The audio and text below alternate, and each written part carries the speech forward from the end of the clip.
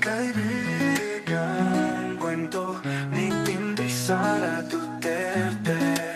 Siya ay sagana sa pagkain at kaibigan, at ang kanyang tahanan ay laging bukas para sa masasayang salo-salo. Kasama sila Uwak, Tikling, Kalapati, Loro at marami pang ibang ibon. Ngunit dumating ang isang bagyong walang awan na sumira sa kanyang pugad, at lahat ng meron si Quago walang natira, kundi ang kalungkutan at kagutuman. At tila pa ang mga kaibigan minsan ay kasama sa saya ay naglaho na parang bula.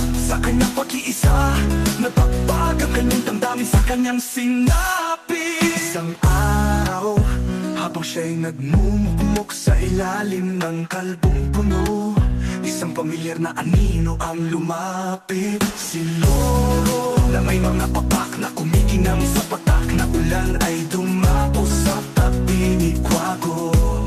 Wago, kaibigan, malumanay na sabi ni Loro, ang bagyo ay panandalian lamang. Nandito ako upang tumulong na muling itayo ang iyong pugad habang inaayos natin ang iyong pahanan. Bakit hindi ka muna sa akin tumuloy? Magkasama nating hihintayin ang muling pagyabong ng iyong mahal na puno ng mangga. Napuluwa si Quago, hindi dahil sa kalungkutan, kundi dahil sa pasasalamat. Lora niya, ikaw ay tunay na kaibigan. Ang pagkakaroon ng isang kaibigan sa panahon ng unos ay higit na mahalaga kaysa sa 1,000 kaibigan sa panahon ng kasiyahan. Ang sakit na nakahirapan, dalawang ibon ang magkasamang nagtulungan, hindi lamang na ba muling itaguyod ang isang pugad.